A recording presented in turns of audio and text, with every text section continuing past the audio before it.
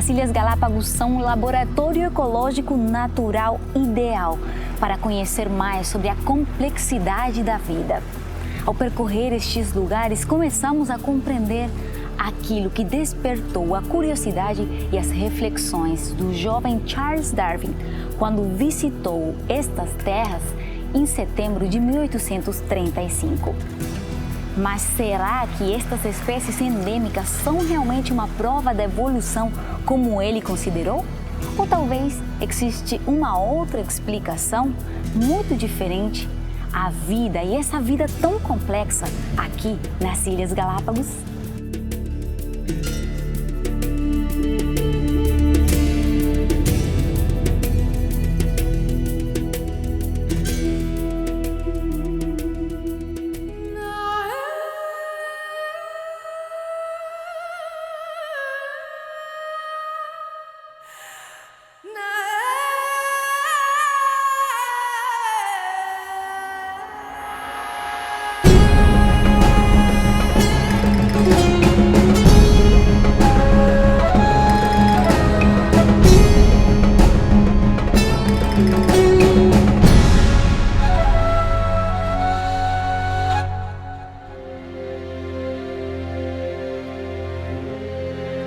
Vida abundante, complexa, vida que supera a existência e surpreende cada um dos nossos sentidos, despertando em nós o desejo de criar, nos inspirando a compor com suas cores, sabores e sons, pequenas reproduções que renovam em nós o sentido da existência. Será possível que tanta complexidade, a musa mais frutífera da nossa criatividade, possa ser explicada pela simples vontade do acaso? A natureza é um fenômeno complexo na maior parte das situações, principalmente quando a gente observa a questão da vida. Se nós pensarmos na sociedade, mais ainda. O que é uma coisa complexa, né? No cotidiano, as pessoas imaginam uma coisa complexa como uma coisa complicada, uma coisa difícil, né? E seria mais quando, na realidade, o complexo ele apenas indica que algo é feito por muitas partes. Complicado e complexo, tomando as duas palavras isoladamente, nós poderíamos explicar a diferença numa frase. Então nós podemos dizer, por exemplo, que é muito complicado a complexidade da vida. Complexidade refletida nos inumeráveis exemplos de precisão, interação e interdependência entre as magníficas partes que compõem as incontáveis nuances da vida. E inclusive aquilo que consideramos simples, quando observado com cuidado, não parece mais tão fácil de compreender. Quando falamos de organismos simples e complexos, na verdade é uma forma de se falar muito simplificada, apesar da redundância. Porque, por exemplo, é por comparação. Na realidade, quando se vê o detalhe do que está acontecendo no interior de uma célula procariótica, de uma bactéria, que é o mais simples que conhecemos, é muito complexo. As reações químicas que ocorrem no interior de uma bactéria, que devem ser coordenadas e que devem acontecer no momento certo, no lugar certo, são muito complexas. O funcionamento do flagelo de uma bactéria, que permite o seu movimento, é extremamente complexo. Foi comparado ao rotor, a um motor, que tem uma série de partes que devem se encaixar perfeitamente, que funcionam de forma coordenada. Ou seja, que inclusive quando falamos sobre sistemas biológicos mais simples, estamos falando de coisas mais complexas que a tecnologia mais complexa criada pelo ser humano. Mas também se pode falar de sistemas complexos em termos mais macros, por exemplo, os próprios ecossistemas, ambientes naturais onde temos toda uma variedade de complexidade. Então temos sistemas complexos que são simples, por assim dizer, que vão desde os desertos, costas, até os sistemas muito mais elaborados, como são os ecossistemas de bosques tropicais, com numerosas espécies, uma dinâmica grande em ciclos de nutrientes, etc. Quando nos referimos a sistemas complexos em organismos, são muito interessantes as adaptações que podem acontecer em alguns deles. Um exemplo de sistema complexo, extremamente complexo, é o voo das aves. E todas as estruturas corporais de uma ave que estão relacionadas ao voo, que são todas. Ou seja, o corpo das aves, de um pássaro, está desenhado para voar. Isso se percebe desde, ao invés de terem dentes, que pesam muito, elas têm um bico, que pesa menos, ou é feito de um material diferente, que pesa menos. Inclusive, o sistema respiratório é diferente. Tem uma série de sacos conectados aos pulmões, que se enchem de ar e que reduzem a densidade corporal. Além de ser um sistema respiratório muito eficiente. Porque os mamíferos, por exemplo, quando respiramos, o ar entra e sai pelo mesmo lugar e isso diminui a eficiência respiratória. Já as aves têm outro tipo de percurso, que lhes permite aproveitar muito mais oxigênio. Porque o voo é um exercício físico que requer uma grande quantidade de energia. E aqui estamos falando simplesmente de coisas que não são em si o aparato do voo, que seriam as asas. A estrutura dos ossos, por exemplo. As aves têm ossos ocos, também para diminuir o peso corporal, e têm formas diferentes. Por exemplo, a quilha, o externo das aves, é muito maior, mais desenvolvida, porque ali estão ancoradas todos os músculos do voo. A estrutura dos ossos das asas é específica, para ter asas em vez de outros tipos de extremidades. E depois temos as penas. As penas são uma maravilha do design. Existem diferentes tipos de penas. Cada parte do corpo tem suas penas específicas e as penas das asas, que são as encarregadas de voar. Tem uma série de estruturas, diferentes tamanhos, diferentes formas, se encaixando entre elas. Uma pena em si, como estão encaixadas as bárbulas, os pequenos ganchinhos que se engancham entre si para dar estabilidade ao mesmo tempo que flexibilidade. É uma maravilha. Os engenheiros se surpreendem de como tudo isso foi feito nos detalhes.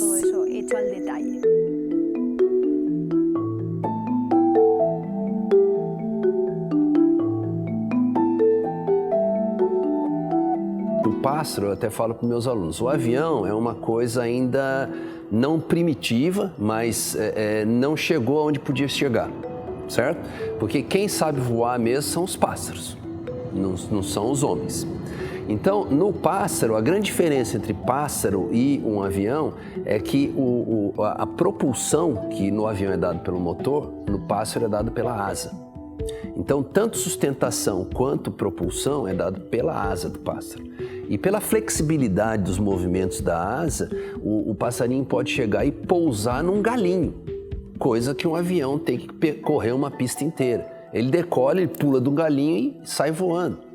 Então, essa é a grande diferença entre pássaros e aviões, né?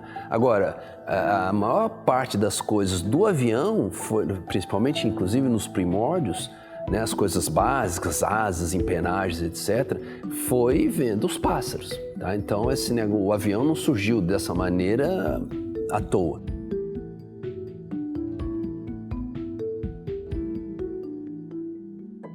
O avião é uma máquina assim, muito complexa, né? Então tem uma série de partes, né? E todas elas têm que estar funcionando 100% para o avião poder voar direitinho. Então o motor é uma parte muito importante, porque sem o motor o avião não vai conseguir voar à frente. O avião também tem um problema muito sério que é peso. Tá? O peso é uma coisa importantíssima em engenharia aeronáutica. Então a estrutura do avião inteira é uma estrutura otimizada. Mais na frente nós vamos mostrar um exemplo de estrutura de asa, que é uma coisa toda vazada, não é uma coisa maciça, como é esse modelo. E o trem de pouso, por exemplo, para fazer esse movimento de recolher e abaixar, tem um sistema hidráulico que é muito complexo e se ele não funcionar, né, o avião vai ter que pousar de barriga. Então isso é um problema muito grave, é um evento grave que pode causar um acidente muito sério. E qualquer uma dessas coisas que falhe, o avião pode vir a cair.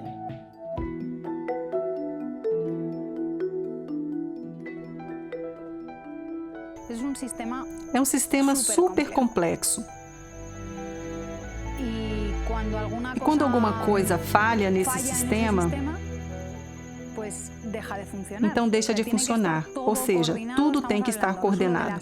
Estamos falando não somente das asas, estamos falando dos ossos, músculos, das penas, como o resto do corpo.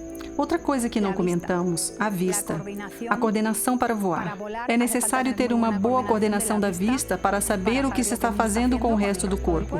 E determinadas zonas do cérebro estão mais desenvolvidas, porque fazem movimentos muito complexos. As aves se movem em 3 dimensões, enquanto muitos outros organismos nos movimentamos em apenas 2. Mas elas se movem em 3 dimensões. Elas têm o cerebelo, que é a parte posterior do cérebro, muito mais desenvolvida, pois é a encarregada por coordenar os movimentos. Tudo isso tem que ser simultâneo, porque senão não funciona. Se falha apenas um elemento de todo o sistema, o voo já não ocorre. Então esse é um problema grave para a teoria da evolução convencional. Porque aí estamos falando que as mudanças são adicionadas de pouco a pouco. Teríamos uma primeira mudança que faz com que mudem os pulmões. Outra mudança que faz com que apareçam as penas.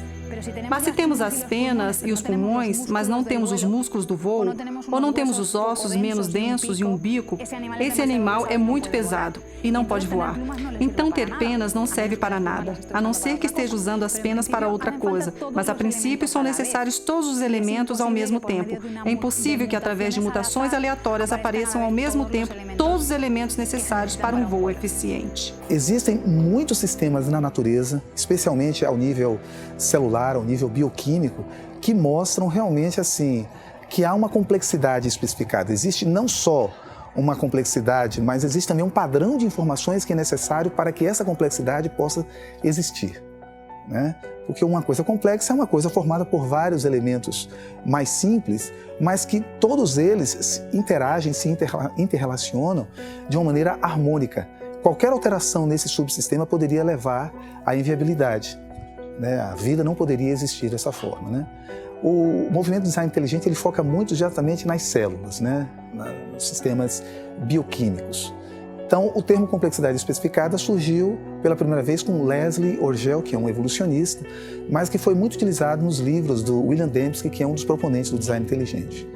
Agora, o termo complexidade irreduzível seria uma derivação do termo complexidade especificada. Quem criou esse termo foi o bioquímico americano chamado Michael Behe. Ele escreveu em 1996 o livro A Caixa Preta de Darwin.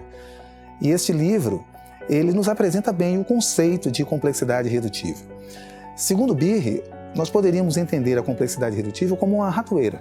Você tem uma plataforma, você tem geralmente um martelo, você tem uma trava e você tem outros grampos que geralmente prendem esse material à plataforma. Se alguma dessas partes vier a faltar ou se ela tiver algum problema no seu funcionamento, isso pode comprometer todo o sistema. Então, uma complexidade irredutível significa o seguinte: você tem um sistema que é formado por várias partes que não podem ser mais reduzidas. Caso contrário, isso iria comprometer esse sistema e ele não poderia funcionar.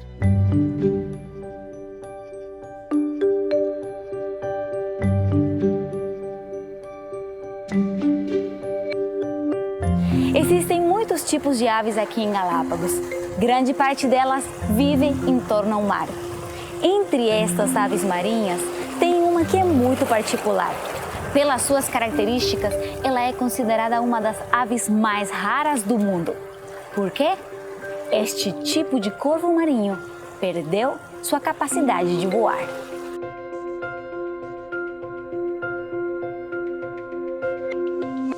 Se uma mutação destrói qualquer um desses pequenos detalhes que formam todo o sistema do voo, esse animal não pode voar. E normalmente o que acontecerá a um pássaro que não pode voar é que irá morrer jovem. Se não pode voar, alguém provavelmente irá comer, ou não conseguirá encontrar comida ou não encontrará um par e irá acabar ali. Mas em alguns casos muito específicos, em determinadas condições muito específicas, pode acontecer que o fato de não voar, que para uma ave não voar não seja prejudicial. Esse seria o caso, poderia ser o caso do cormorão não voador das Galápagos. Você vai encontrar uma série de espécies assim exóticas, né, nas Ilhas Galápagos, porque geralmente quando os animais ficam isolados por algum tempo, começam a ocorrer modificações. E geralmente essas modificações levam a uma perda de informação. Então, o que acontece muitas vezes é um sistema ou um órgão que não funciona mais, porque ele não precisa mais, ele não é mais necessário. A mesma coisa, por exemplo, dos animais, dos peixes que vivem nas cavernas. Eles não precisam mais de olhos e muitos deles acabam realmente perdendo, esse órgão acaba se degenerando. Não que houvesse uma perda de informação, é que simplesmente, por outros mecanismos, aqueles genes eles já não se expressam mais. No caso do cormorão das Galápagos, houveram circunstâncias que são muito especiais, que são muito estranhas. Em primeiro lugar, nas Galápagos não existem predadores terrestres que atacam os cormorões, aos seus ninhos ou suas crias, razão pela qual os cormorões aninham ao nível do solo. Em segundo lugar, as Ilhas Galápagos são banhadas por correntes marítimas frias, muito produtivas, tendo uma grande quantidade de comida. Muito próxima da costa, assim os cormorões não se afastam na hora de ir mergulhar para buscar sua comida. Não se afastam mais de 300 metros da costa. Então isso faz com que realmente um cormorão nas Galápagos não precise voar. E, portanto, se houvesse ocorrido uma mutação que fizesse que uma família de cormorões deixasse de voar, não apenas não os prejudicaria, não morreriam por esse motivo, mas, além disso, poderia ser benéfico. Porque a grande quantidade de energia que o resto dos cormorões investe no voo, eles não têm que investir no voo. Então, lhes sobra energia para outras coisas, como, por exemplo, para se reproduzir.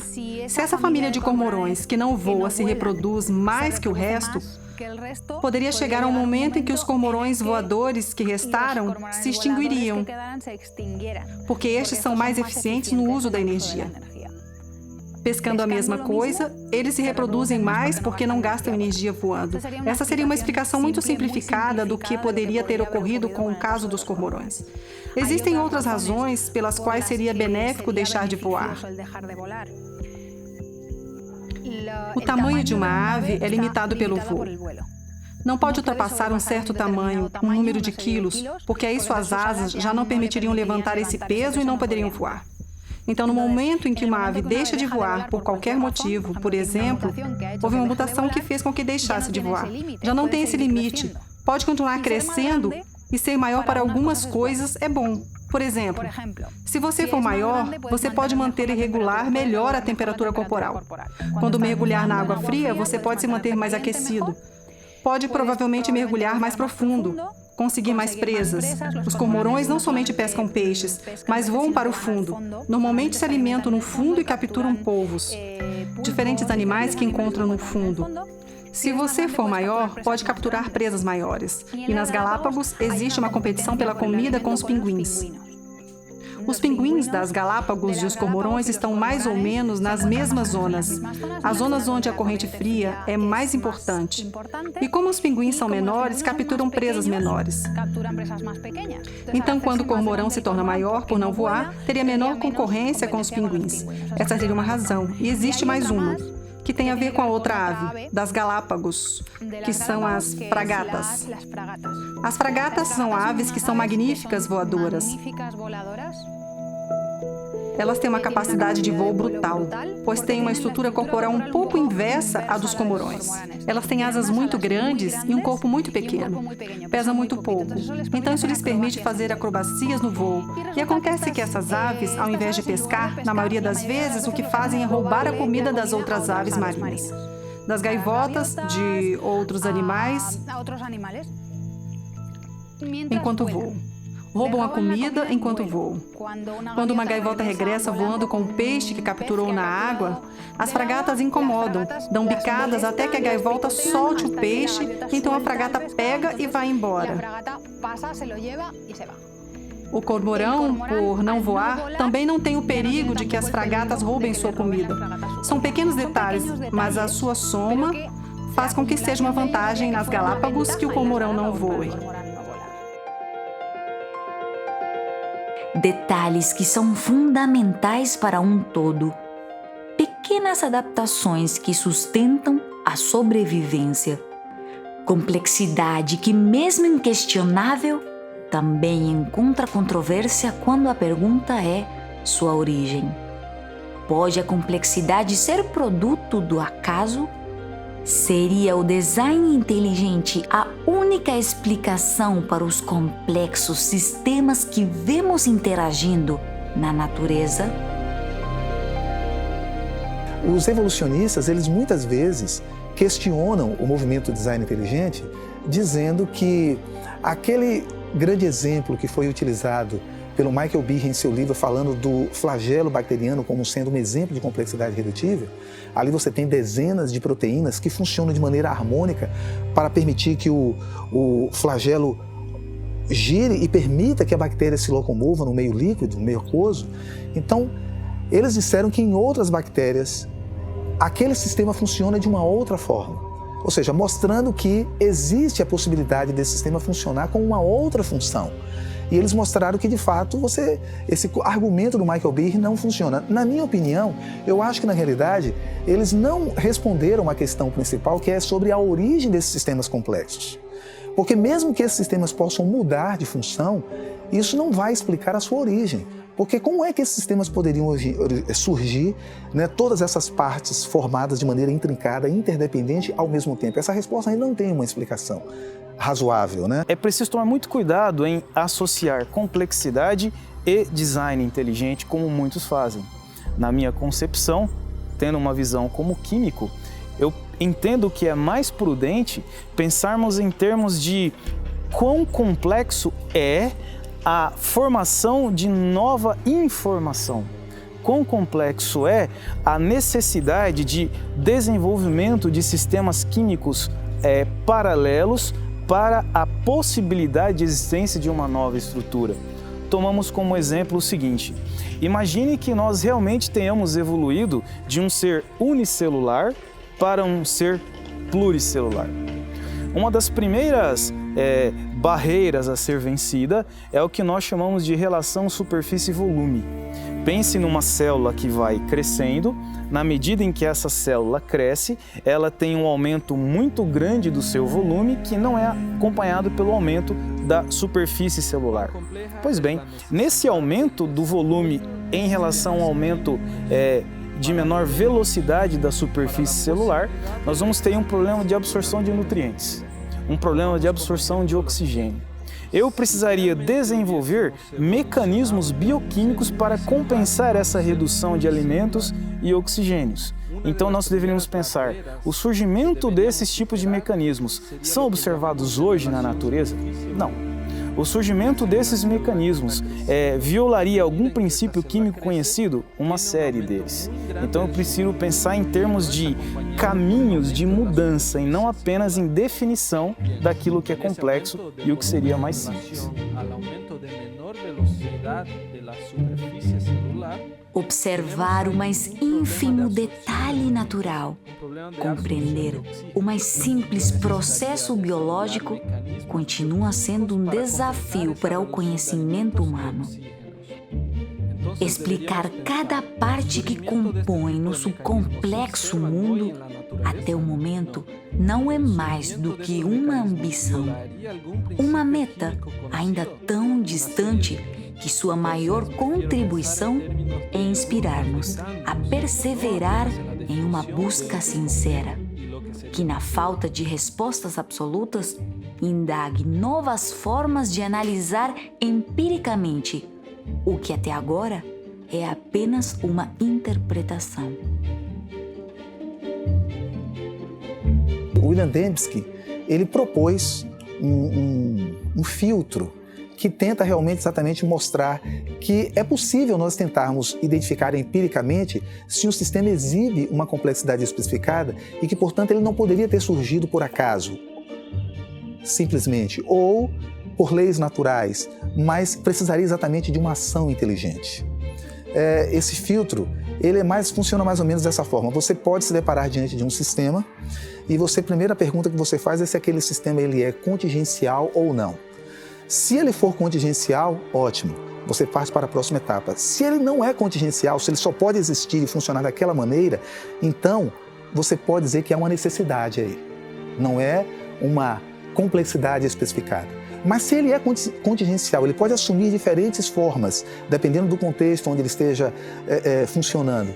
Ele é contingencial, ok, você parte para o próximo passo. esse sistema ele é complexo. Se ele não for complexo, ele pode surgir devido a uma lei natural, ok? Ou pode surgir pelo acaso. Então, nesse caso, poderia surgir de outra forma. Você pode ter um sistema que seja complexo que não tenha surgido de maneira, através de um design inteligente, através de um planejamento prévio. Pode ter surgido exatamente devido ao acaso, mas ele exibe complexidade, ele é contingencial, você passa para o próximo passo. E é exatamente a última parte do filtro explanatório de Dembski.